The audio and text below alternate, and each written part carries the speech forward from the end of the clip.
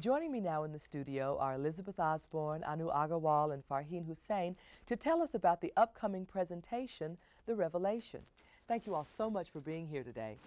I'm excited to see you again. A couple of years ago, we had a wonderful interview about some of the things planned by the Academy of Bangla Arts and Culture, and this is another presentation of your group. Anu, as General Secretary of the organization, I'd love to start with you first and talk a little bit about what the Academy of Bangla Arts and Culture does, what the organization is for in the community. Sure. The Academy was formed in 1987, and basically it had twofold purpose. One was to make Bangla culture and the arts a part of mainstream international American culture, and that's to make the general people more aware of Bangla culture as such. And the second was that the existing population of Bangla origin, they would have a platform or a forum to participate in the different Bangla activities relating to the culture. There is still in Western culture such an aura of mystery that surrounds anything that's Eastern.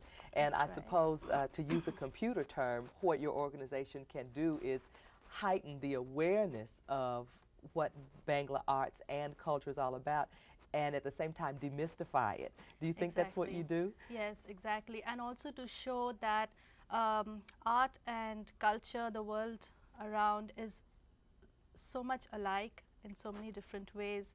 It's just that the interpretations are different, and I think for the artists it must be for someone like Elizabeth a great challenge, or it must be a great pleasure to sort of bring them together, the art from the East and the West. And I think, yeah, that's what the whatever the mystic or whatever of the Eastern culture is all about. Sure, absolutely. You spoke about what Elizabeth has to do, and we should say at this point that you've got quite a challenge in front of you, Elizabeth.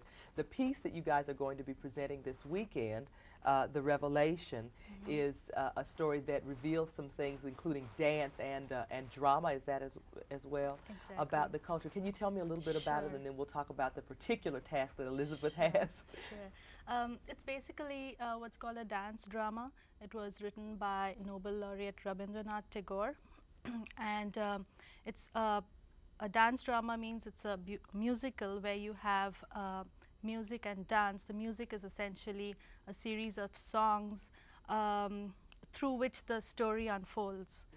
And the artists, of course, we're going to have recorded music for this one. We don't have live singers on stage, but we will have the dancers, of course, and they are going to, through the dancers, bring the story out. And it's about a girl, a princess rather, who was brought up like a warrior by her father to protect the citizens of the kingdom, and then until she falls in love with a man who is the greatest warrior of the times. His name is Arjun.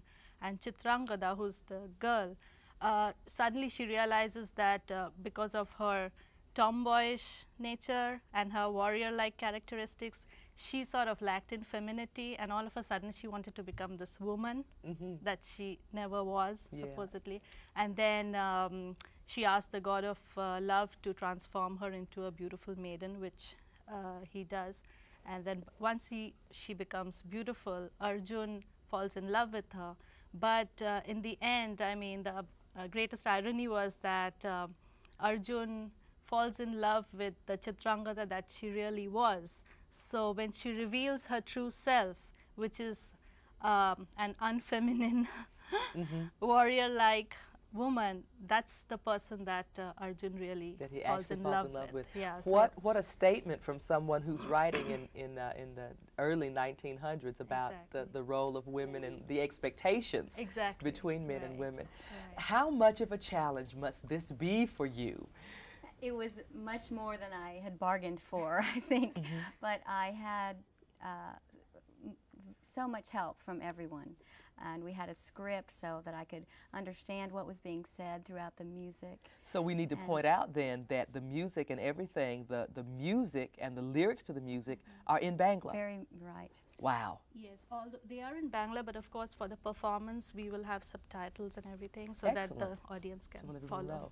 But for you as a performer to to have to interpret words in a language that you don't know. Right. So there was a translation for you? Right.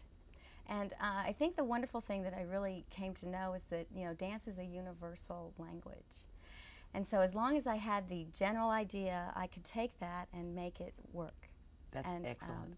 You know, I drew upon ballet and jazz, and I, of course, watched the others dance, and so I kind of incorporated it all together to make it, I think, just a little bit different, but yet similar. Ballet and jazz are both Western forms of dance, essentially. I mean, there's a little fuzziness on the ballet side, especially on the Russian side, but we think of them as essentially Western forms of dance. And Bangla, of course, is Eastern. What did you find in your own dance training that allowed you to make that leap to the more Eastern kinds of movement and things? I think my jazz training really helped me there, because in the Bangla dancing, they do a lot of footwork, but their hands are beautiful. They use their hands in a way that I could never do that. But I used a lot of quick footwork and my body and the expressions that you would use as a dancer anyway if you're doing a piece that you have to express a certain feeling. And from there, it just kind of all came together. That's fabulous. Now, Farheen, you are one of the founding members of the Academy of Bangla Arts and Cultures, and you are performing as well in the piece. Right, right. I got involved, I guess, when it started, and I participated as a volunteer, just a dancer. Of course, I had no formal training like Elizabeth, and I'm one of the extras because they're essentially three main characters, the Chitrangada, the original tomboy-like woman, and then the transformed maiden, and then Arjuna, and of course the god of love. It has a small but yet major role. So we're all in the background to add life to it and sort of fill it out. Yeah. That's great. Yeah. It sounds like an absolutely gorgeous piece, but in addition to that, you're also incorporating some other things from Western culture. Could you describe that? Strangely enough, we came to know that Rabindranath Tagore, the writer, his works are widely read, I mean much more than what we thought it was, and also appreciated a great deal in the Latin American countries.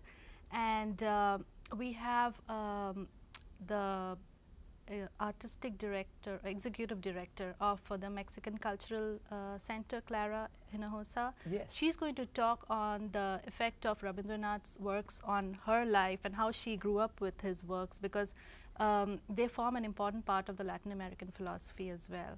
That's and then there's exciting. Conte de Loyo, who's a flamenco dancer. She's going to be dancing the flamenco with a touch of the Bangla to Tagore's music. So you're sort of doing a fusion of the two cultures. That is so exciting, and what a wonderful opportunity for the artist to see, the audience to see that there is a fusion between the two cultures. Again, the Academy of Bangla Arts and Culture is making this presentation of The Revelation, with exciting sounding script, on Sunday, April 9th at 6:30 at Carpenter Performance Hall, and tickets are still available. Oh yes. That's great. Thank you all so much for being here. In listening to you talk about the show, I'm reminded of a Mexican proverb that I know. It says that we all smile in the same language, and apparently we all dance in the same language too. Exactly. Thanks for being here. Thank you.